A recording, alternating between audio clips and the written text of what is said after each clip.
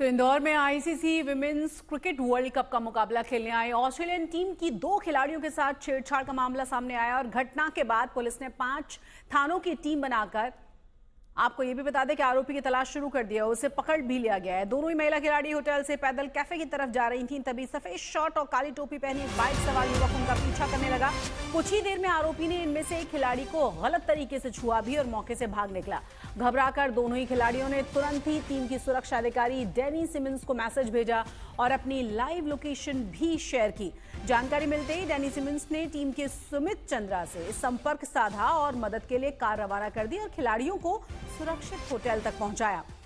दोनों ही खिलाड़ी अंतर्राष्ट्रीय स्तर पर जाना माना नाम है। आरोपी अकील खान पर पहले भी आपराधिक मामले दर्ज हैं। यही वो शख्स है जिसे गिरफ्तार किया गया है पुलिस की तरफ से। तस्वीरें देखिए जरा, व्हाइट शर्ट और काली टोपी पहने यही वो शख्स है जिसने अंतर्राष्ट्रीय खिलाड़ियों को छेड़ा था। ये ऑस्ट्रेलियन टीम मैनेजमेंट के जो सिक्योरिटी ऑफिसर्स हैं उनके द्वारा एक रिपोर्ट लिखाई गई है। उनके द्वारा ये बताया गया कि इनके जो 2 प्लेयर्स हैं, जो टीम मेंबर्स हैं, उनके साथ इनअप्रोप्रिएट बिहेवियर हुआ है और इसमें फिलहाल एफआईआर रजिस्टर्ड कर दी गई है बीएनएस की धाराओं में और उसमें आरोपी को जो इंटेंसिव स्ट्रेटेजिक ऑपरेशन के तहत आरोपी को आइडेंटिफाइड किया जाकर आरोपी को गिरफ्तार कर लिया गया है। और अब इस मामले में सियासत तेज हो चुकी है क्योंकि सरकार के नेता जहां आरोपी के मुस्लिम होने का मुद्दा बना रहे हैं तो वहीं कांग्रेस सरकार पर सवाल भी खड़े कर रही है। निश्चित रूप से बड़ा दुर्भाग्यपूर्ण घटना है और जिस अपराधी ने की है, कोई अकील नाम का अपराधी है, उसको पुलिस ने पकड़कर 4 जूते लगाकर जेल में डाला है। लेकिन ये साफ समझ लेना चाहिए, मैं कट्टरपंथी मुसलमानों को भी ये बता देना चाहता हूं कि आखिर देश की छवि बिगाड़ने में लगे क्यों हो। जो इंदौर दुनिया में सफाई के लिए जाना जाता है, जो जब कोरोना आता है तब भी तुम बदतमीजी करते हो, डॉक्टरों पर थूकने लगते हो, कंप्यूटरों पर थूकने लगते हो, कोरोना के वैक्सीन नहीं लगाते। आखिर चाहते क्या हो? अरे हिंदुस्तान में रहना है तो बाबा साहब अंबेडकर का संविधान पढ़ो और उसके अनुसार चलो। अगर बाबा साहब अंबेडकर के संविधान का उल्लंघन करोगे तो जूते खाओगे, जेल में सड़ोगे और फांसी के तक जाओगे। एक विदेश की महिला हो चाहे स्वदेश की हो, देश हर में से बेटियों का सम्मान करता रहा है। हम इस तरह की बदतमीजी करने वाले किसी भी वकील को बर्दाश्त नहीं करेंगे।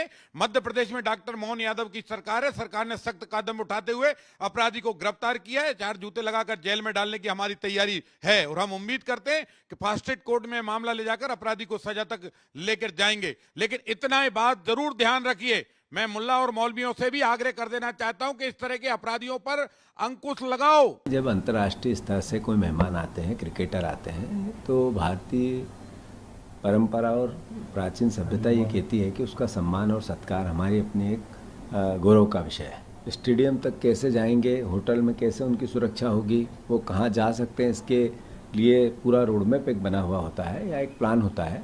उसके बावजूद भी अगर इस तरीके की छेड़खानी हुई, ये हम सबके लिए शर्म का विषय है। और चूँकि इंदौर शहर मेरा अपना शहर है, वहाँ ऐसी घटना हुई तो मैं मुख्यमंत्री जी ही गृह मंत्री हैं, उनसे आग्रह करता हूं कि आप सुनिश्चित करें किसकी गलती थी और पनिशमेंट दें। कुछ तो कभी तो बताएं कि सरकार अपने दायित्व का निर्वाह करने के लिए जिम्मेवारी भी लेती है। इसकी निंदा करते हैं बीसीसीआई की तरफ से और यही उम्मीद करते हैं कि लोगों को बहुत इस मामले में कि हमारे विदेशी मेहमान हैं उनका ख्याल रखना चाहिए। इस तरह से कोई हरकतें नहीं होनी चाहिए और इंदौर पुलिस ने शायद उनको गिरफ्तार किया, एक्शन लिया है तो एक्शन ले रही है। और जो भी बीसीसीआई या मध्य प्रदेश क्रिकेट एसोसिएशन के स्तर पर है वो हम लोग अपनी तरफ से कर रहे हैं सारे प्रयास और इस तरह की घटनाओं की पुनरावृत्ति न हो, यही हम चाहते हैं। नहीं, शर्मनाक है इंदौर के लिए और देश के लिए शर्मनाक है। उन्होंने अधिकारियों को निर्देश दिए हैं कि जो अपराधी है उसके खिलाफ सख्त से सख्त कार्रवाई करें। एक नज़ीर बनना चाहिए कि इस प्रकार सम्मानजनक खिलाड़ियों के साथ कैसा व्यवहार हो और अगर कोई गलत व्यवहार करेगा तो उसके क्या परिणाम हो।